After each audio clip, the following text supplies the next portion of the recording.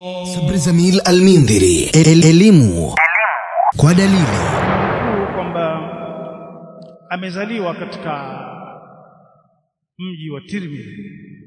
Mji huu uko katika kusini mashariki wa nchi inaitwa Azerbaijan.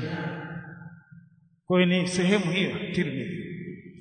Lakini Imam Tirmidhi baadaye akasafiri kutoka katika mji wake akaenda katika mji wa Khurasan, akaenda Iraq, akaenda Al-Haramaini, na hapo ndo akakaa muda mrefu kuweza kuchukua elimu.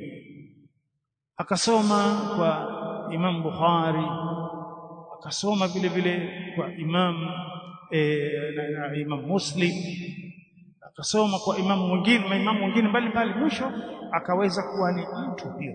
Sasa ukiangalia hii CV inamweka Imam Tirmidhi kwamba huyu ni imam wa masala ya hadithi kutokana na kusoma.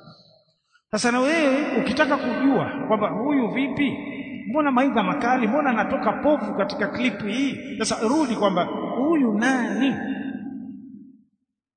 uanze kumpekura sasa. Kasoma wapi, mashekhe gani, kasoma nchi gani, vile vile nchi vile vile inameta katika masala haya. Huwezi ukalinganisha kwamba mtu aliyosoma Madina, katika Madina Islamic University, tuseme Jamiatul Islamia Madina, ukamlinganisha na mtu aliyosoma Indonesia, kasoma Malaysia. Na pengine inawezekana mtu kasoma Malaysia ana magister, lakini alosoma Madina